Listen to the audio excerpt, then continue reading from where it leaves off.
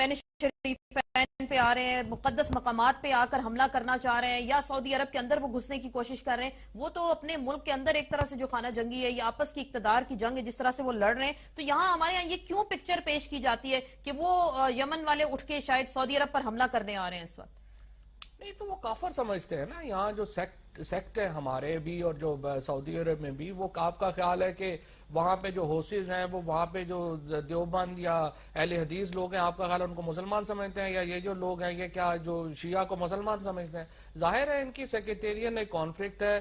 ہمارا جو سمجھتے ہیں، میں جو سمجھتا ہوں، جو آپ سمجھیں گی یا جو ہم جو تھوڑے نیوٹرل لوگ ہوں گے، وہ تو ہم تو سمجھتے ہیں کہ تمام، مجھے تو یوں بھی لگتا ہے کہ جو حرمین شریفین ہے اس کے احترام کے لیے تو مسلمان ہی نہیں، غیر مسلم بھی اس کا انتہائی احترام کرتے ہیں.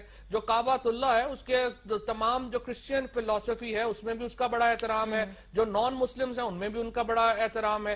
تو ان کو تو کوئی مسئلہ نہیں ہے، نہ ہی کوئی اس طرح کی کوئی ایسی بات ہے. یہ تو ایک پروپیگنڈا ٹول ہے نا جو آپ استعمال کر لیں کہ جی حرمین کو خطرہ ہے لہذا. اور دوسرا، ہمارے اس طرح سے آپ ڈیفنس منسٹر صاحب کی روزانہ بات سنتے ہیں، اگر سعودی عرب کو خطرہ ہوا تو ہمارے وسائل حاضر ہیں. او بھائی، حملہ سعودی عرب نے کیا ہوا ہے، خطرہ ان کو کیا ہو گیا؟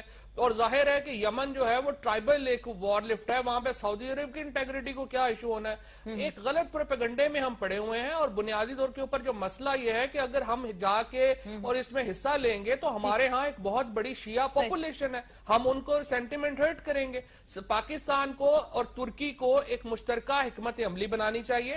ہمیں تو ان کو سولوشن ڈکٹیٹ کرنا چاہیے. میں ایک ثالثی کا کردار ہونا چاہیے، مذاکرات کی طرف لے کر آئیں. ایران اور سعودی عرب ہمیں لیڈ نہیں کر سکتے، وہ پولیٹیکلی پسماندہ ملک ہیں، ان کی لیڈرشپ پسماندہ ہے. ہم ان سے بڑے بہتر ملک ہیں اور ہمیں ان کو لیڈ کرنا چاہیے.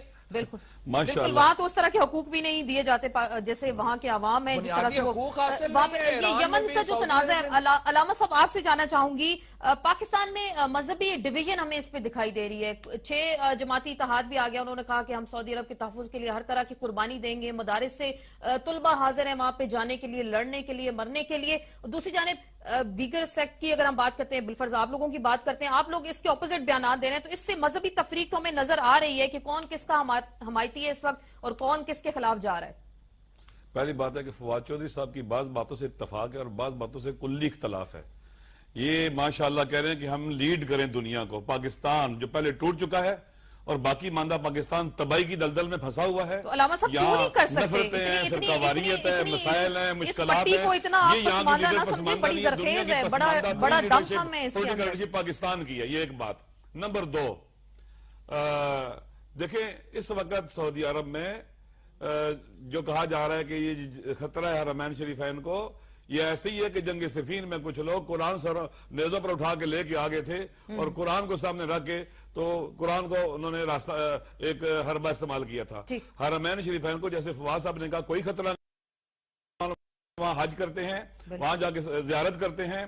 اور آپ کو یہ معلوم ہونا چاہیے کہ حجاز کی سرزمین پر مقامات مقدسہ، جنت البقیع کے مزارات، امہات المومنین کے مزارات، صحابہ اکرام کے مزارات آل سعود نے ڈائے ہیں. آپ آج جنت البقیع کو جا کے دیکھیں، آپ کو ایک قبر کا نشان نہیں ملے گا وہاں پر کوئی مزار اگر ہو تو. لہذا یہ سوچ ہے جس نے پوری دنیا کے اندر کیا اسے کہتے ہیں تشدد کو، دہشت گردی کو رواج دیا ہے. اگر یہاں کے کچھ لوگ وہاں جانا چاہتے ہیں تو میرے خیال میں بڑی اچھی بات ہے، وہاں چلے جائیں. کم از کم ہمارے ملک کے اندر امن آ جائے گا. تو یہ مذہبی ڈویژن کیوں ہے ہمارے اندر؟ یہ تفریق کیوں سامنے آ رہی ہے اس وقت؟ انہی کے ساتھ رہیں جہاں سے ان کا دل لگتا ہے جا کر. ہمارے وطن کے اندر امن ہونا چاہیے، ہمارے وطن کے اندر محبتیں ہونی چاہیے، ہمارے وطن کے اندر یونٹی ہونی چاہیے. ہم پہلے پاکستانی ہیں، ہمارا وطن پاکستان ہے، ہمارے پر مشکلات ہیں، کوئی بھی ہماری مشکلات حل کرنے نہیں آ رہا. ہم نے خود اپنی مشکلات حل کرنی ہے، نہ یہ کہ دوسری مشکلات میں جا کے ہم پھنسیں. اور یہ لوگ پہلے جہاد افغانستان میں تباہ کر چکے ہیں، ابھی جہاد سعودی عرب میں تباہ کریں گے. چلیں، بڑی اہم آپ بات کریں. مولانا صاحب آپ کیا کہتے ہیں؟ انہوں نے کہا جن لوگوں کو ایک آخری بات میں کہہ دوں، دیکھیں یہ بش کی، میرا خیال میں ان حضرات کو اس مسئلے کو جس طرف لے جانا چاہتے ہیں، حقیقت بات یہ ہے کہ وہ نہیں ہے. یہ بار بار اس کو شیعہ سنی، بار بار اس کو شیعہ سنی. پہلے تو میں یہ بات ان سے پوچھنا چاہتا ہوں، آیا حوثیوں کو یہ شیعہ سمجھتے بھی ہیں یا نہیں سمجھتے؟ وہ تو اپنے آپ کو، سیدھی سی بات یہ ہے کہ ان کے عقائد کے مطابق نہیں سمجھتے.